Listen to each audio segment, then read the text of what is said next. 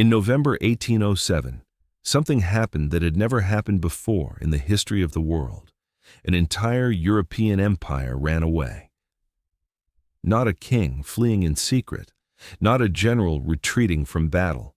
An entire court, ministers, nobles, judges, priests, servants, and the royal family itself packed everything it could carry and crossed the Atlantic Ocean. The destination was not another European capital. It was a colony, a city of 60,000 people with narrow streets and no palace large enough to hold an empire. This is what they left out of the history books. To understand why it happened, you need to understand what Europe looked like in 1807. Napoleon Bonaparte had spent the previous decade dismantling the old order. Austria had fallen, Prussia had fallen, Spain had fallen. Kingdoms that had existed for centuries were being reorganized under French influence, their rulers replaced or reduced to puppets. Napoleon's army was fast, disciplined, and nearly unstoppable, and he had a plan to destroy his last major enemy, Britain. The British dominated the seas. Their economy ran on international trade. Defeating them directly was nearly impossible. So in 1806, Napoleon announced the Continental Blockade. No European nation would be permitted to trade with England. Ports would be closed. British ships would be turned away. Without commerce, the British economy would suffocate. Every European power fell in line. Every European power except one. Portugal had maintained an alliance with Britain for centuries. It was not just a diplomatic relationship, it was the foundation of Portuguese survival. Britain protected Portugal's coastline. Britain was the reason Portugal still existed as an independent nation. Breaking that alliance was not just politically dangerous, it was existential. Napoleon gave Portugal an ultimatum: join the blockade, declare war on Britain, or face the consequences. Lisbon tried to negotiate. Diplomats crossed Europe carrying messages. Promises were made and broken. Time was bought in days and then in hours. Napoleon's patience ran out in October 1807. French troops began marching toward the Portuguese border. The threat was no longer a threat. It was a countdown. Inside the royal palace in Lisbon, a decision was being made that would change the history of two continents. The idea of moving the court to Brazil was not entirely new. Portugal had spent 3 centuries building one of the largest empires in the world, and Brazil was its most valuable piece: gold, sugar, timber, a vast territory with a growing population. The kingdom could continue to function from there. But the logistics were almost impossible to imagine. 15,000 people, 36 ships, an entire government, and French troops were already crossing the border. November 27, 1807, the port of Lisbon.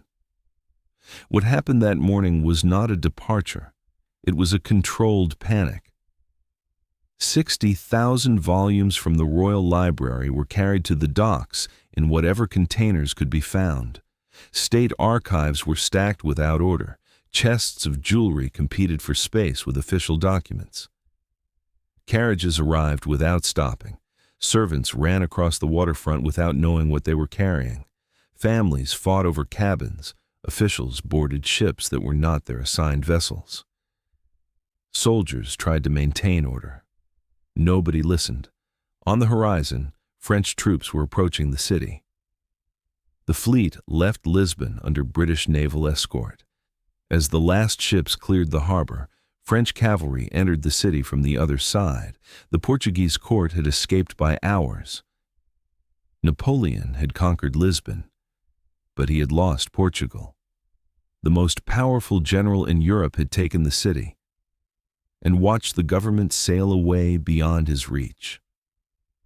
The crossing of the Atlantic took nearly 2 months. Storms separated parts of the fleet. Ships lost contact with each other. Life on board was miserable. Small cabins, suffocating heat, disease spreading through the lower decks. Many passengers had never been at sea. Most had no idea what they would find on the other side. The fleet arrived first in Salvador, in the northeast of Brazil, but the final destination was further south. In March 1808, the ships began entering Guanabara Bay. For the people of Rio de Janeiro, watching from the shore, what they saw was incomprehensible: an enormous fleet, and from it, an empire. Rio de Janeiro in 1808 was not ready for what was about to happen to it. The city had no palaces large enough for a royal court, no administrative buildings capable of housing a government, no infrastructure designed to absorb 15,000 people arriving at once. The solution was immediate and brutal. Within days of arriving, soldiers began moving through the streets of Rio, marking doors with the letters PR, officially standing for Príncipe Regente, Prince Regent. In the language of the streets, it meant something else entirely.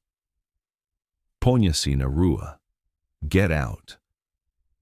Families were given hours to leave their homes. Merchants lost businesses that had been in their families for generations.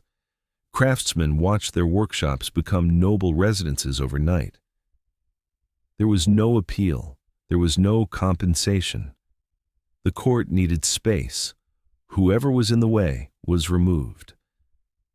But within weeks, the court began to transform the city in ways that would prove permanent. On January 28, 1808, Dom João signed one of the most consequential decrees in Brazilian history: the opening of the ports to friendly nations. For 3 centuries, Brazilian trade had been controlled exclusively by Portugal. No foreign ship could dock. No foreign merchant could buy directly from Brazil. Everything passed through Lisbon first. That system ended with a single document signed on a ship in Salvador Harbor. Foreign vessels began arriving in Rio de Janeiro. New products appeared in markets. Commerce expanded in ways the colony had never experienced. The court needed institutions. And so institutions were built. The royal press was established. For the first time, Brazil had an official printing operation. The first newspaper ever printed in Brazil began circulating in September 1808. It published only what the court approved. But it was press. And once begun, it would not stop. The Royal Library was founded. Thousands of volumes brought from Lisbon formed a collection that would eventually become the National Library of Brazil. The Bank of Brazil was created. Military academies began operating. The Royal Botanical Garden was established to study plants brought from across the empire. In the space of months, a colonial city was acquiring the infrastructure of a capital. For 12 years, Rio de Janeiro was the center of the Portuguese Empire. Decisions that had always been made in Lisbon were now made on the other side of the Atlantic. Trade routes that had always passed through Europe now ran directly to Brazil. A city that had been a colonial port became the seat of an empire, and something irreversible was happening. Brazil was changing, but more importantly, Brazil was beginning to understand what it was and what it was capable of becoming. In 1815, the transformation became official. Brazil was no longer a colony. It was elevated to the status of kingdom, part of the United Kingdom of Portugal, Brazil, and the Algarves. No colony in the Americas had ever been granted that status before. It was a recognition of something that was already true.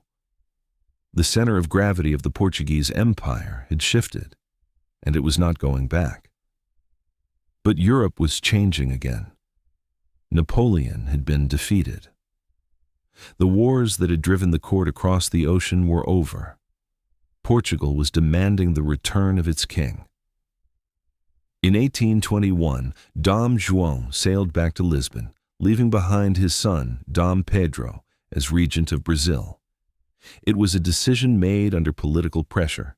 It would prove to be the last major decision Portugal ever made about Brazil. In September 1822, just 14 years after the fleet entered Guanabara Bay, Dom Pedro stood on the banks of the Ipiranga River and declared independence. The history books call it a revolution. But what it really was a consequence. The court had arrived in 1808, fleeing Napoleon. In doing so, it had turned a colony into a capital. It had shown Brazil what Brazil could be. And when Portugal tried to reverse all of that, when it tried to reduce Brazil back to the status of a distant territory governed from across the ocean, Brazil said no.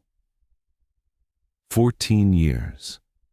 That is how long it took for a temporary escape to become permanent independence. The Portuguese crown came to Brazil to survive. It survived. But in saving itself, it lost everything else. A colony became a kingdom became a nation. And the empire that crossed the Atlantic to escape Napoleon ended up giving away the largest country in South America. Not through war, not through revolution.